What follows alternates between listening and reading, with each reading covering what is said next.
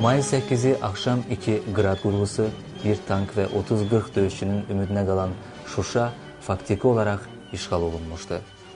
Şuşa döyüşlərində 200-dən çox könüllü batalyonların döyüşçüləri və şəhər sakinləri həlak olub, yüzlərlə həmvətənlərimiz itkin düşüb.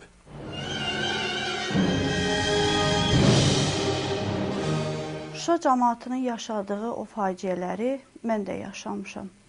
1992-ci ilin yanvar ayının 28-də Şuşa Ağdam marşrutu ilə uçan vertolyot erməni quldurları tərəfindən vuruldu.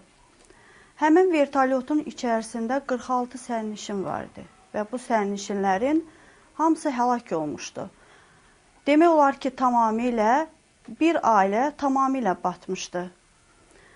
Həmin vertolyot qəzasında mənim yoldaşım Zalov Namiq Əkrəmoğlu, Zalova Bahar Xosrov qızı, bir də Zalov Əkrəm qaynatam həmin vertolyotun içərisində olmuşlar. Bu vertolyot qəzası sanki elə bir ki, mənim balaca körpəmin qəlbinə girmişdi. Həmin anda balaca Vasif durmadan ağlayırdı və mən onu eyvana çıxartdım ki, uşaq biraz səsim bəlkə kəsə. Elə eyvanda durub baxarkən vertolyot da uzaqdan gəlirdi. Və əlimlə göstərirdim ki, Vasif, ata indi gələcək, bax, birazdan gələcək, həmən vertolyotun içərisindədir. Elə bunu göstərdiyim anda vertolyotdan qara tüstü qalxdı. Möhkəm gürültü qopdu. İstər-istəməz uşaq qucağımdan yerə düşdü və məndən möhkəm hönkürtü səsi çıxdı. Və demək, bu hönkürtüyə qonşularımız eşitdi və həmən anda elə o dəqiqə bizə gəldilər ki, nə olubdu Nəzrə, niyə belə ağlayırsan bəkdən? Dedim ki, vallah, vertolyotu vurdular, bilmirəm onun içərisində kim var, amma hamısı Azərbaycanlılardır, hamısı Şuşalılardır. Vertolyotu gözümün qabağında vurdular. Səhərə yaxın olardı. Atam gəldi və məni qucaqladı. Və dedi ki, yox, qızım, hər şeyə dözməliyik. Namiq də o vertolyotun içərisində olub və özünü əl almalısan. Və ondan sonra bildim ki, mənim də yoldaşım həmən vertolyotun içərisində şəhid olmuşdu. O anları danışa bilmirəm. Çox böyük faciə idi. Çox böyük dəhşət idi. Heç cürə danışa bilmirəm.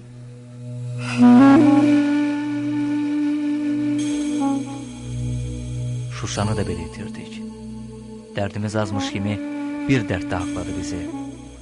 Nə qədər ki, torpaqlarımızı düşmən tapdağından azad etməmişik, çəkəcəyik bu dərdi. Ancaq Şuşalıların dilindən eşitdiyimiz və heç vaxt bizi rahat buraxmayacaq bir məqam indiyə kimi sual olaraq qalır. Necə olub ki, mayın 8-i axşam saat 8 radələrində Ağdamdan havaya qalxan silahlı qüvvələrimizə məxsus vertolyot elə öz mövqelərimizi də bombardıman edib. Əsrlər boyu alınmaz qala sayılan Şuşa şəhərinin işğalından 14 il keçməsinə baxmayaraq, bu şəhərin itirilməsinin əsl səbəblərini hələ də qaranlıq sayanlara demək istərdik. Sizə elə gəlmirmi ki, Şuşa xəyanətin qurbanı oldu? Xəyanətkarların təsirləri nəticəsində Şuşa ermənilərin əlinə keçdi. Əgər heyli olmasaydı və biraz da özümüz də ayıq-sayıq olsaydıq, vətənpərvər insanlarımız daha çox olsaydı, Şuşanı qoruyub saxlaya bilərdik. Bu yaxdan mən danışanda özümdən daha çox misal çəkirəm, çünki o başqalarının qorxuram ki, kimisə adını yaddan çıxardam, konkret öz misalımda göstərirəm və mənim kimi oğullar yüzlərlə, minlərlə də Azərbaycanda.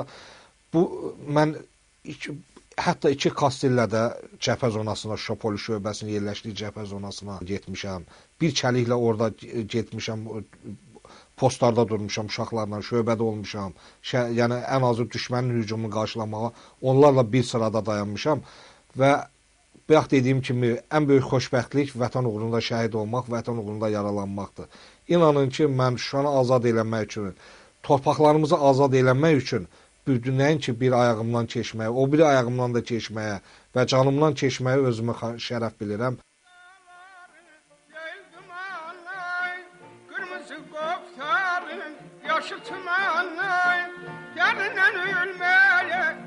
Allah sənə rəhmət eləsin, xan əmi. Vaxtilə oxuduğun bu el mahnısını eşidəndə ürəyimizin başı necə göynəməsin.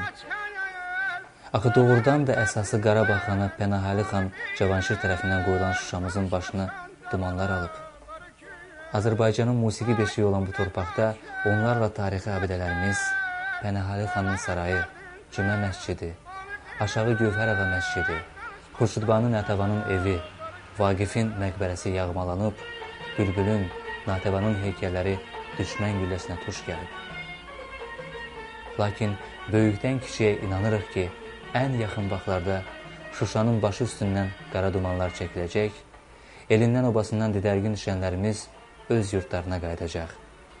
Beləcə, Şuşa köhnə yaralara məlhəm ola-ola yenə nəğməli sözlü ömrünü yaşayacaq. Yenə havalanacaq xanın səsi, Qarabağın şikəstəsi.